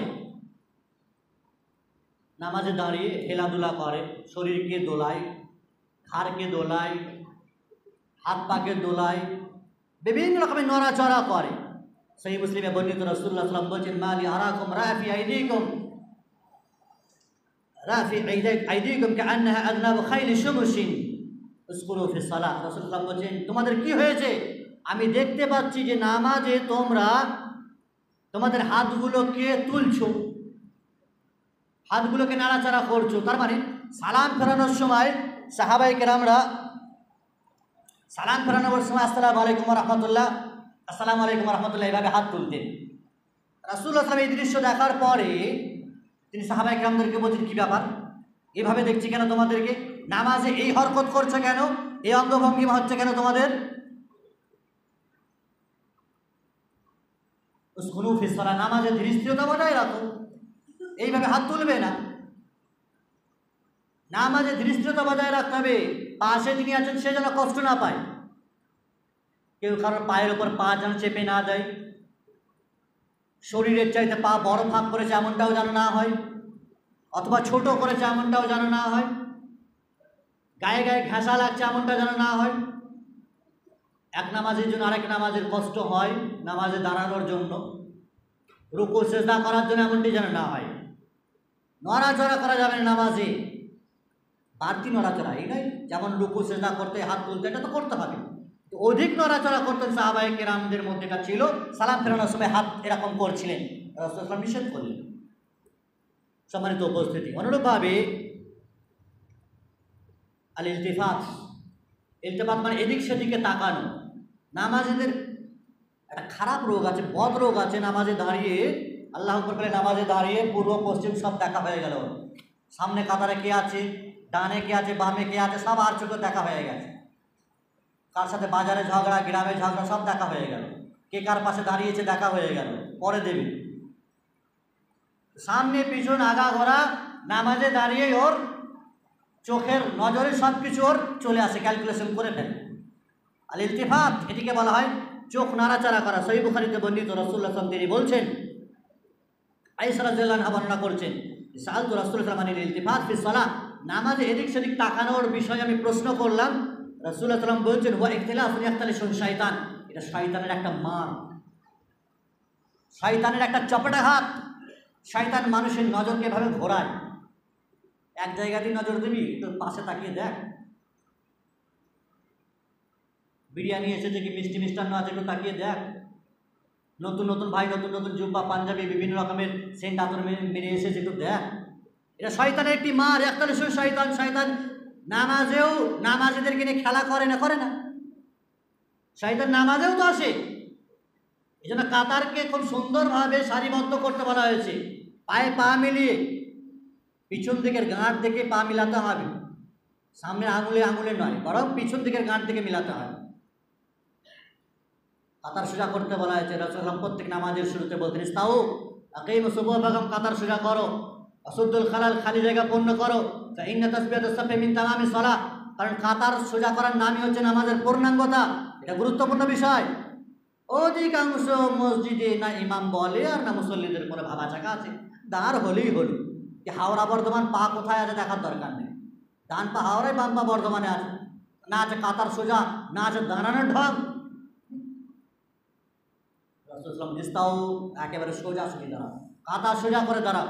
যারা নামাজে সোজা হতে পারলো না, পৃথিবীর কোন ময়দানে সোজা হবে এরা? হ্যাঁ, আল্লাহর ঘরে যদি সোজা না হতে পারে, ওকে অন্য কোনো ময়দানে সোজা করতে পারবে? পারা যাবে? রাসূলুল্লাহ সাল্লাল্লাহু আলাইহি ওয়াসাল্লাম বলছেন সোজা হও।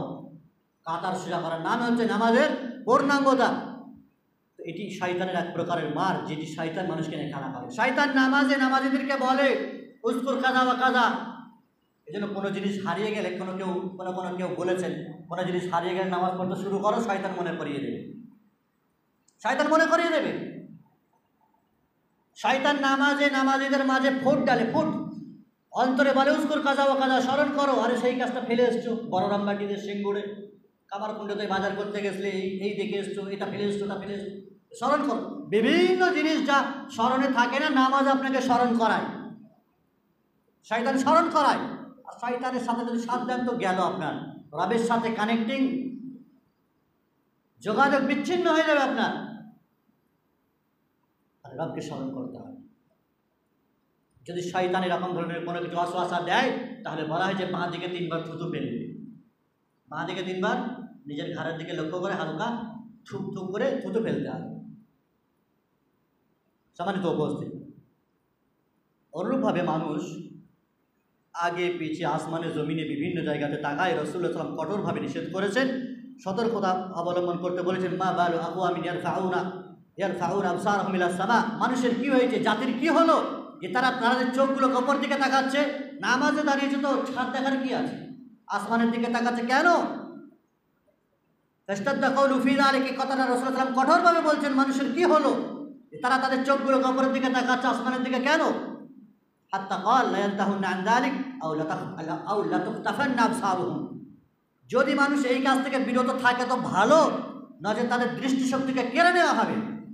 রাসূলুল্লাহ সাল্লাল্লাহু আলাইহি ওয়াসাল্লাম বলছেন তাদের চোখকে তুলে নেওয়া হবে, দৃষ্টিশক্তিকে আল্লাহ তাআলা কেড়ে নেবেন। নামাজে দাঁড়িয়ে যেন এদিক সেদিক না তাকায়, একেবারে আমার দৃষ্টি থাকবে সেজদার স্থানে। কোথায় থাকবে?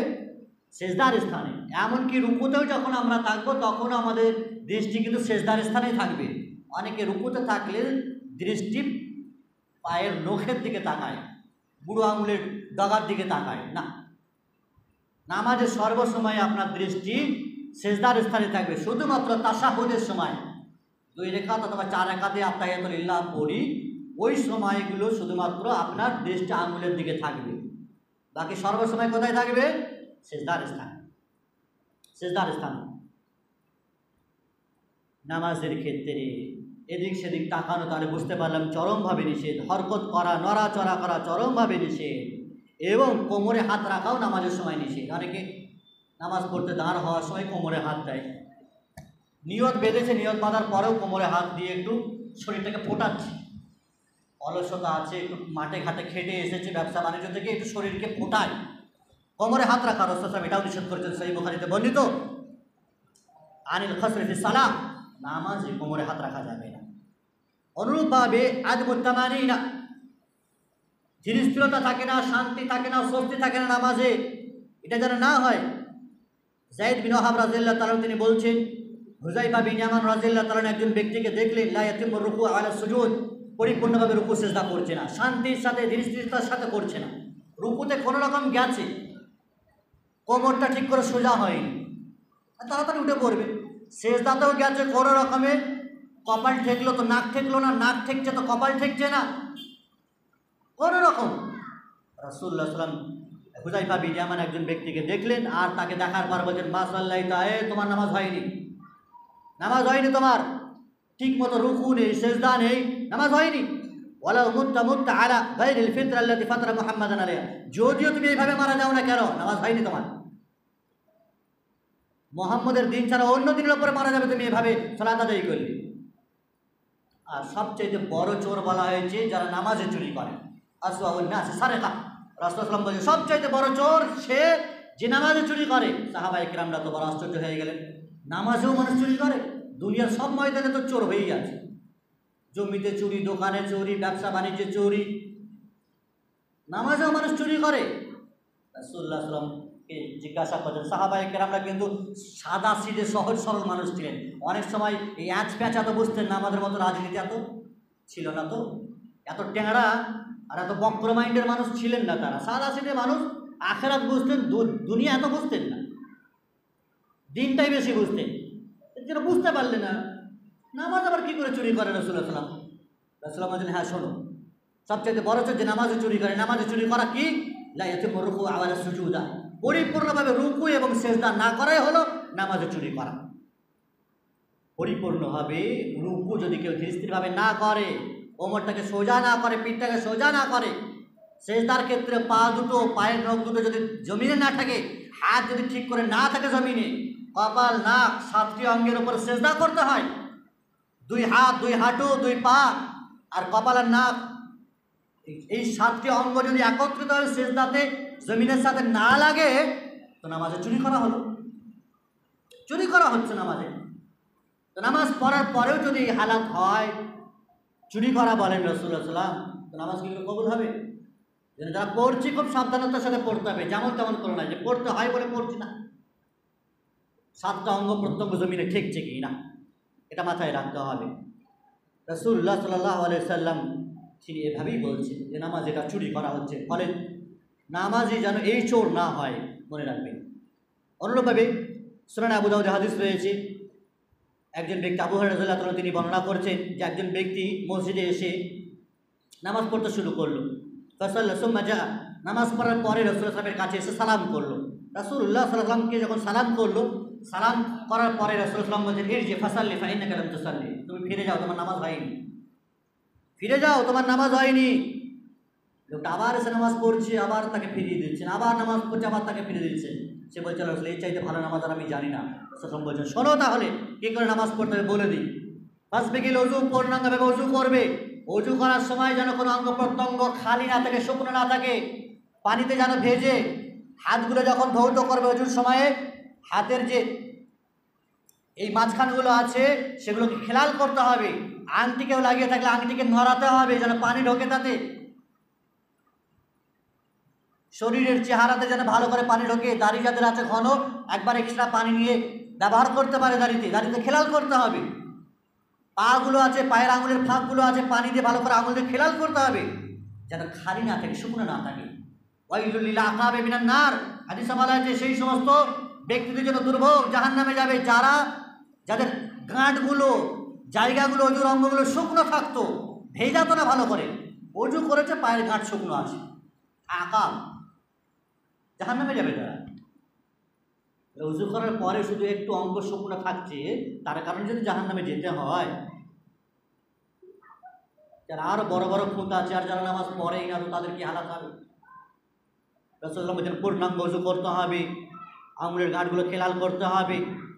তারপরে তাকে নামাজ শেখাচ্ছেন রাসূলুল্লাহ সাল্লাল্লাহু আলাইহি ওয়াসাল্লাম, যখন তুমি নামাজে দাঁড় হবে পূর্ণাঙ্গভাবে ওযু করবে, কিবলামুখী হবে, আল্লাহু আকবার বলবে, তারপরে নামাজে দাঁড় হয়ে সানা পড়বে আর সূরা ফাতিহা পড়বে, তারপরে যা তোমার যতটুকু মুখস্থ আছে তা থেকে তুমি কোরআন আয়াত পড়বে, তারপরে তুমি রুকু করবে, হাত্তা তাতমাইন্না রাকিআ।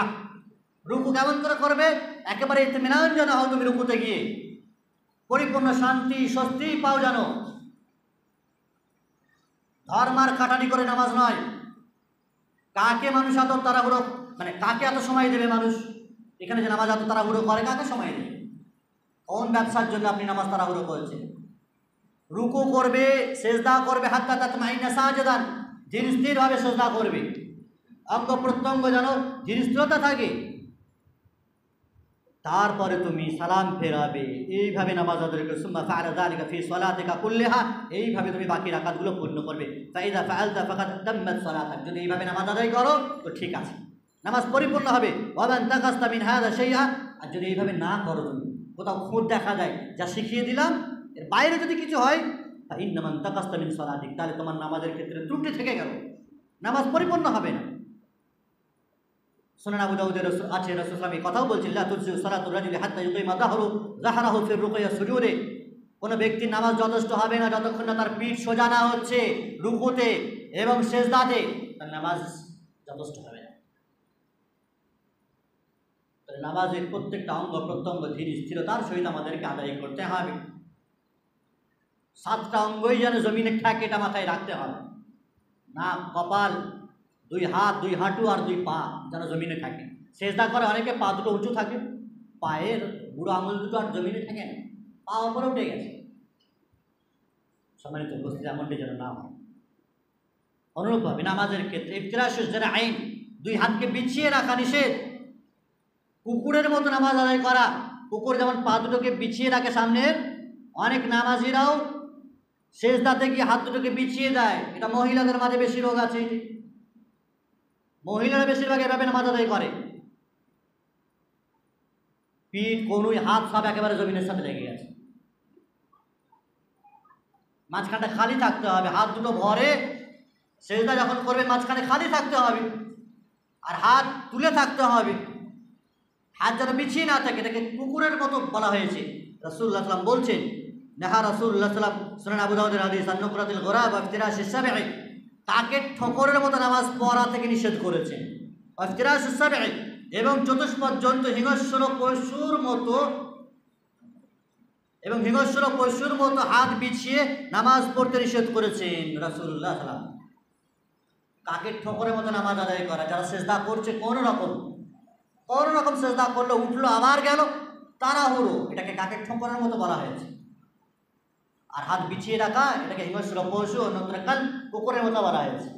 এমনটা যেন না হয়। ধীর স্থিরতার সহিত সেজদা করতে হবে, তাড়াহুড়ো করা যাবে না। কাকের ঠোকরের মতো যেন আমাদের সেজদা না হয়। কোনো জমাতবাসীরা করেন এরকম, ইমাম এত স্পিডে নামাজ পড়ে যে মুসল্লিরা ধারে কাছে ঘেঁষে না, মানে নামাজ মানে তার সাথে দোয়া দুরুদে মিল খাওয়াতেই পারে না, এত স্পিডে নামাজ পড়ে। আরে ফরজ সালাতটুকু তো কমসে কম ধীর স্থিরভাবে পড়তে হবে। তারপরে বাকি যে যার নামাজ কেউ লম্বা করে পড়তে পারে, কেউ একটু শর্ট করে পড়তে পারে, ভিন্ন কথা। কিন্তু ফরজ সালাত যাতে সকলকে নিয়ে চলতে হয়, সেটা তো ধীর স্থিরভাবে পড়তে হবে। কারণ রুকু হবে না, সেজদা হবে না, কেউ দোয়াগুলো ভালো করে পড়তে পারবে না, তো ইমামের উপরে গুনাহ বর্তাবে না। সম্মানিত উপস্থিতি, অনুরূপভাবে এই সেজদার ক্ষেত্রে এই ভুল ত্রুটি যেমনটি বললাম, 7টি অঙ্গই যেন সেজদাতে হয়। একটি অঙ্গ যদি ছুটে যায়, চেহারা আছে তো মানে কপাল ঠেকেছে তো নাক ঠেকেনি, এমনটি যেন না হয় আমাদের। রাসূলুল্লাহ সাল্লাল্লাহু আলাইহি ওয়াসাল্লাম পরিষ্কারভাবে বলছেন, সহিহ বুখারী এবং সহিহ মুসলিমের হাদিস, ইতাদিলু ফিস সুজুদ ওয়া লা ইয়াবসুত আহাদুকুম যিরাইহি ইনবিসাতাল কলব, সেজদাতে একেবারে পরিপূর্ণভাবে সেজদা করো। আর এখানে কলব শব্দ এসেছে, কুকুরের হাত বিছানোর মতো হাত বিছায় না। অনুরূপভাবে তাশবিহ ফিরকাতুল আসাবি, নামাজের ভিতরে যেন কেউ আঙুল না ফোটায়, আঙুলের ভিতরে আঙুল যেন কেউ না রাখে, অজু করা অবস্থাতেই যেন এটা কেউ না করে। কেউ নামাজের জন্য অজু করেছে, অজুর পরেই যেন কেউ আঙুলের ভিতরে আঙুল প্রবেশ না করে, আর আঙুল যেন কেউ না ফোটায়। অসংখ্য বান্দা নামাজের ভিতরে আঙুলের ভিতরে আঙুল প্রবেশ করছে, আর হাত, কোমর, মাথা যা আছে সব ফোটাচ্ছে, নামাজের অবস্থাতে ফোটাচ্ছে, নামাজের সালাম ফেরানোর পরে ফোটানোর অভ্যাস আছে কিছু মানুষের। রাসূলুল্লাহ চরমভাবে নিষেধ করছেন। তিনি বলছেন, আকিমু সুফুফাকুম ওয়াসাদ্দুল খালাল সাওয়ু সুফুফাকুম ফাইন্না তাসবিহু মিন তামামিস সালাত। এরপরে হাদিসগুলি রয়েছে সুনান আবু দাউদের, ইযা তাওয়াজ্জা আহাদুকুম ফাহসানা ওযুহা সুম্মা খারাজা আমিদান ইলাল মাসজিদ ফালা ইউশাব্বিকান্না বাইনা আসাবিহি ফালা ইউশাব্বিকান্না ইয়াদাইহি, হাতকে হাতের ভিতরে যেন কেউ প্রবেশ না করে। ফাইন্নাহু ফিস সালাত, ওযু করা অবস্থাতেই যেন কেউ না করে, কারণ সে নামাজের অবস্থাতেই আছে। ফাইন্না তাশবিক মিনাশ শাইতান, এইভাবে হাতের মধ্যে হাত প্রবেশ করে না, আঙুল ফোটানো, এটা শয়তানের কাজ। নামাজে যারা নামাজ পড়েন, ওযু করেছেন, এই ঘৃণামূলক কাজটা করবেন না। অনুরূপভাবে নামাজে হাত তোলার ক্ষেত্রে, নামাজ যখন আমরা শুরু করি, যারাই নামাজ পড়ে শুরুতে ফরিয়াদাইন করে, যদিও আহলে হাদিসদেরকে অনেকে কি বলে ব্যঙ্গ করে ডাকে, রফাদান, রফউল ইয়াদাইন আরবি শব্দ, এটাকে রফাদান বলে। এখন আস্তে আস্তে ওটা চলে গেছে, আহলুল হাদিস বলে, সঠিকটা বলতেও শিখেছে। তো রফাদান করা, হাত, এটা তো সবাই করে, ও বান্দা কি করে না? ও কি রফর রিজলাইন করে, পা তোলে নাকি শুরুতে? ও তো হাত তোলে, হাত তো তুমিও তোলো, তো অর্থ বোঝো না। বেউকুফি হচ্ছে এখানে, ও অর্থ বোঝেনি। রফুল ইয়াদাইন মানে হচ্ছে হাত তোলা। তুমিও হাত তোলা শুরুতে, আমরাও তুলি। হাত কত দূর তুলবে? রাসূলুল্লাহ সাল্লাল্লাহু আলাইহি ওয়াসাল্লামের হাদিস রয়েছে হাযওয়া মানকাবাইহি, কাঁধ বরাবর হাত তোলা যায় একটি হাদিস, আরেকটি হচ্ছে শাহমাতা উযুনাইহি, কানের লাউ বরাবর। দুই ধরনের হাদিস রয়েছে, যে যেটার উপরে পারে আমল করতে পারে। কেউ এই পর্যন্তও তুলতে পারে, কেউ কাঁধ পর্যন্ত তুলতে পারে, আর কেউ এই পর্যন্ত যেন না তোলে। কারণ হাত এগুলো মনে হয় আঙুল নয়, আঙুল শুধু বুড়ো আঙুলটাকে বলে মনে হয় কিছু মানুষের কাছে। সেজন্যই তো বুড়ো আঙুলটা কানের নিচে থাকে, বাকি আঙুলগুলো উপরে থাকে। তো এগুলো আঙুল নয়, বাকি চারটে। রাসূল সাল্লাল্লাহু আলাইহি ওয়াসাল্লাম শাহমাতা উযুনাইহি, কান বরাবর, কানের নিচে, আর হাযওয়া মানকাবাইহি, কাঁধ বরাবর। তো কাঁধ বরাবর তুললে এটা হবে, আর কানের লাউয়ের নিচে হবে, এটা হবে। সর্বশেষ আঙুল যেটি বড় আঙুল, কান যেন পার না হয়, তো এমনভাবে হাত বাঁধি, তো বুড়ো আঙুলটাই আঙুল, আমার তো কান পার হয়নি, এটা আঙুল নয়। সম্মানিত উপস্থিতি, চরম ভুল করে যারা কানের উপরে আঙুল তোলে। অনুরূপভাবে আমিন, ইমামের সাথে আমিন বলা একটি গুরুত্বপূর্ণ অধ্যায়। নামাজের একটি গুরুত্বপূর্ণ বিষয় হচ্ছে আমিন বলা। ইমাম আমিনু, যখন ইমাম আমিন বলবে তখন তোমরা আমিন বলো। অন্য হাদিসে এসে যখন ইমাম গায়রুল মাগদুবি আলাইহিম ওয়ালাদ-দাল্লিন বলবে ফাকুলু আমিন, তোমরা আমিন বলবে। তো আমিন একটি গুরুত্বপূর্ণ সুন্নাত, গুরুত্বপূর্ণ বিষয়। আর এতে যে কি নেকি রয়েছে, যদি কোনো ব্যক্তির আমিন ইমামের আমিনের সাথে মিলে যায় আর ফেরেশতাদের আমিনের সাথে মিলে যায়, রাসূলুল্লাহ সাল্লাল্লাহু আলাইহি ওয়াসাল্লাম বলছেন যে কোনো ব্যক্তিদের আমিন যদি ফেরেশতাদের আমিনের সাথে মিলে যায়, তাহলে আল্লাহ রাব্বুল ইজ্জত তার পূর্বের সকল গুনাহ মাফ করে দেবেন। ছোটখাটো গুনাহগুলো আল্লাহ তাআলা মাফ করে দেবেন, সুবহানাল্লাহ। ফেরেশতাদের আমিনের সাথে কোনো মানুষের আমিন যদি মিলে যায়, পূর্বের সকল গুনাহ মাফ। যাতা ব্যাপারেটি অত্যন্ত নাজুক এবং কি বলেন সূক্ষ্ম মুহূর্ত, সামান্য সেকেন্ড, যেটি এই মিলানো আমিনের, মুক্তাদিদের ইমামের আমিন যদি ফেরেশতাদের আমিনের সাথে মিলে যায়, তাহলে তার পূর্বেকার ছোটোখাটো গুনাহগুলো মাফ করে দেওয়া হবে, সুবহানাল্লাহ। আর আমিন বললে, অন্যত্র একটি হাদিস রয়েছে, আমিন বললে ইহুদিদের গা জ্বালা করে। আমিন শব্দ শুনলে ইহুদিদের গা জ্বালা করে। তো আমিন এত বড় নেকি রয়েছে, বলবো না কেন? তবে হ্যাঁ, বলার ধরন আছে অবশ্য। সাহাবায়ে কেরামদের যুগে রয়েছে লালাজ্জাতান, আমিনের শব্দে মসজিদ গুঞ্জরিত হতো, কেঁপে উঠত। সেই যুগের মসজিদ কাঁচা পাকা ছিল, মসজিদ কেঁপে উঠত। কাঁচা পাকার মাটির মসজিদ হলে একটু আওয়াজ করলে একটু গম গম করে, অনেক সময় কেঁপে উঠত। তার মানে বোঝা যাচ্ছে আমিনটা জোরে হতো। অন্যত্র হাদিস রয়েছে, সহিহ বুখারী হাদিস রয়েছে, বিলজাহারে, প্রকাশ্যে সশব্দে আমিন বলা। তা আমিন এটি সুন্দরভাবে আমরা বলবো। অনেকে এমন বিকট শব্দ করে, সেটাও শোভনীয় নয়। আবার অনেকে একেবারে চুপিসারে করে, সেটাও নয়। মাঝামাঝি উত্তম পন্থা, মধ্যম পন্থা অবলম্বন করতে হবে। যে কোনো ক্ষেত্রে, নামাজে জামাতের ক্ষেত্রেও 15 মিনিট 20 মিনিট ধরে জামাতে নামাজ আদায় করছি না, এটাও যেমন আপনার জন্য জায়েজ নয়, ঠিক তেমনি 4 রাকাত নামাজ 5 মিনিটেও আপনার জন্য জায়েজ নয়। তাড়াহুড়ো করা যাবে না, আর খুব দীর্ঘায়িত করা যাবে না, কারণ অনেক ধরনের প্যাসেঞ্জার থাকে, বুড়ো আছে, অসুস্থ আছে, অনেক ধরনের আছে। ঠিক তেমনি আমিনের ক্ষেত্রেও তাই, খুব জোরে নয় আমিন বিকট আওয়াজে, এমনটাও নয়, আর খুব আস্তেও নয়। আমিন মধ্যম পন্থায় মানুষ অবলম্বন করবে। আমিন সকলের সাথে যেন একসাথে হয়। এই আমিন ব্যবহারে নেকি রয়েছে, পূর্বের গুনাহ খাতা মাফ হয়, অথবা আমিন বলতে হয়। অনুরূপভাবে নামাজের ক্ষেত্রে ইমামের অনুসরণ করা একটি গুরুত্বপূর্ণ বিষয়। অনেক মুসল্লি আছে, ইমাম কোথায় গেছে ও দেখার দরকার নেই, ইমাম আল্লাহু আকবার বলে দিয়েছে মানে চলে গেছে। আর ইমামগুলোরও কিছু ভুল ত্রুটি আছে। ইমামদের নিয়ম হচ্ছে আগে আপনি যাবেন, তারপর আল্লাহু আকবার বলবেন। আল্লাহু আকবার হাত তোলার পরে বাঁধার কাছাকাছি গিয়ে আল্লাহু আকবার বলতে হবে। রুকুতে আপনি যাবেন, তারপর আল্লাহু আকবার বলবেন। সেজদাতে যাবেন, আপনি আল্লাহু আকবার বলবেন। এই নয় রুকুতে যাওয়ার আগে যদি আপনি আল্লাহু আকবার বলেন, তো আপনার আগে মুক্তাদি চলে যাবে না, আপনার থেকেও দুরন্ত এক্সপ্রেস বেশি আছে। আপনি আল্লাহু আকবার বলার সাথে সাথে দেখবেন সেজদাতে যাননি, তো 1 লাইন চলে গেছে। এই জন্য ইঞ্জিন আপনাকে খুব ভালোভাবে সতর্কতার সহিত আল্লাহু আকবারটা বলতে হবে। আপনি আগে যাবেন, আল্লাহু আকবার বলবেন, তারপরে যেন যায়।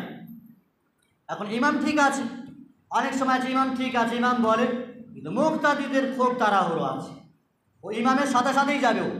কিন্তু প্রত্যেকটা জিনিস ইমামের অনুসরণ করা মানে যে সাথে সাথে নয়, পরে পরে। এই অনুসরণের বিষয়টি খুব গুরুত্বপূর্ণ। অনুসরণ মানে ইমামের আগেও নয়, ইমামের সাথে সাথে নয়, ইমামের খুব পরেও নয়, জাস্ট পরে,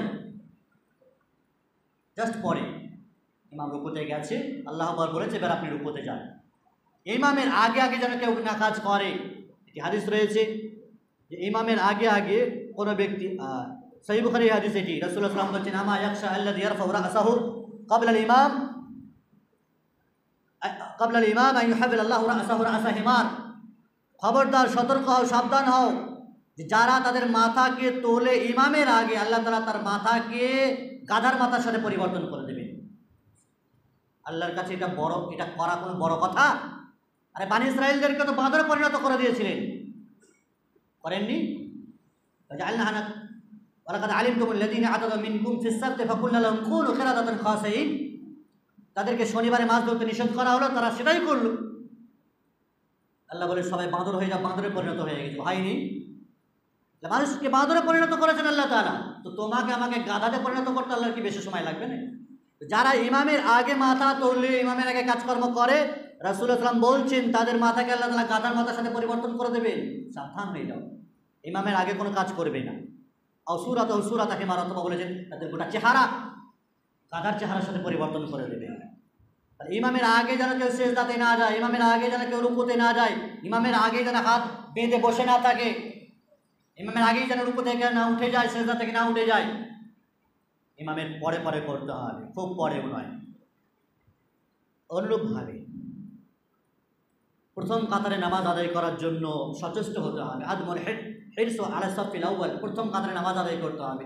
আজান হলে মসজিদে আসার চেষ্টা করতে হবে, অন্তর মসজিদের সাথে লটকাতে হবে।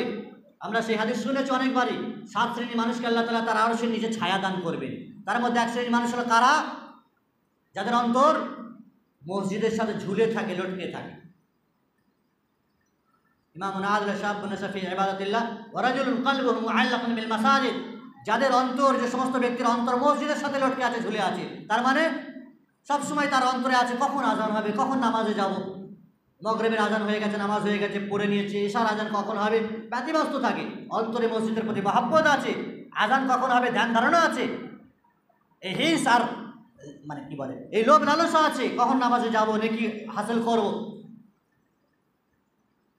তাদেরকে আল্লাহ রাব্বুল ইজ্জত আরশের নিচে ছায়া দান করবে।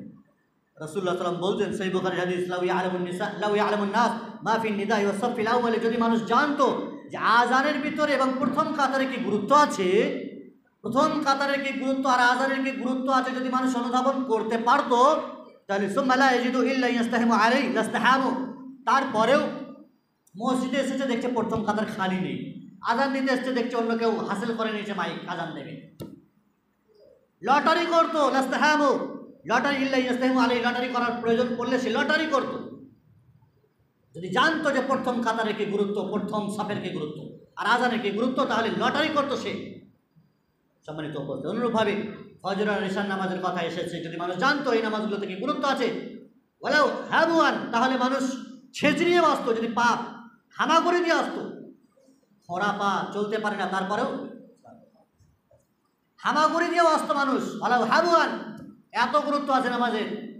আসরের নামাজের ক্ষেত্রে বলছে হাফিজু আলা সালাওয়াতি ওয়াস সালাতিল উসতা কুমু লিল্লাহি কানিতিন, প্রত্যেকটি নামাজের হেফাজত করা, বিশেষ করে মধ্যবর্তী সালাত আসরের সালাতে হেফাজত করো। আসরের সালাতে মানুষ ঘুমিয়ে থাকে, এই নামাজে ফেরেশতাদের ডিউটি চেঞ্জ হয়, রাত বদল হয়। ফেরেশতারা আল্লাহর কাছে রিপোর্ট করেন, আল্লাহ তাআলা জিজ্ঞাসা করেন, কাইফা তারাকতুম ইয়া ইবাদি, আমার বান্দাকে কোন হালাতে ছেড়ে এলে? ফেরেশতারা গিয়ে বলেন, আতাইনাহুম ইউসাল্লুন ওয়া তারাকনাহুম ইউসাল্লুন, যখন গিয়েছিলাম তখনও তাদেরকে দেখছি নামাজ পড়ছে, ছেড়ে এলাম দেখছি নামাজ পড়ছে, গেলামও দেখছি নামাজ পড়ছে। আর মানুষ যদি এই সময় নামাজ না পড়ে তো ফেরেশতা কি রিপোর্ট দেবে? যা করছেন সেটাই রিপোর্ট দেবে। সম্মানিত উপস্থিতি, নামাজের অবস্থা তার একটি গুরুত্বপূর্ণ বিষয়, সেটি হচ্ছে নামাজের অবস্থায় মোবাইল অসংখ্য মানুষ আজ ব্যবহার করছি। নামাজের টাইমে আমরা মোবাইল সাইলেন্ট করি না অথবা সুইচ অফ করি না, মোবাইল বাজে, আওয়াজ হয়, অধিকাংশ মানুষের নামাজ নষ্ট হয়, ধ্যান ধারণা ছিটকে যায়। যেন মোবাইলের ক্ষেত্রে সাবধান হতে হবে, সাইলেন্ট করতে হবে না, সুইচ অফ করতে হবে, যাতে মানুষের নামাজে বিরক্তি না আসে, বিনষ্ট না হয়, মানুষের নামাজের ক্ষতি না হয়। আল্লাহ তাআলা বলছেন, যালিকা মান ইউআযযিম শাআইরাল্লাহ ফাইন্নাহা মিন তাকওয়াল কুলুব, আল্লাহ রাব্বুল ইজ্জত নিশানি নামাজ, আর এটি অন্তরের পরিষ্কার পরিচ্ছন্নতা, আল্লাহ ভীরুতা, আর এটিকে বিনষ্ট করে দিচ্ছে তোমার মোবাইল, এমনটি যেন না হয়।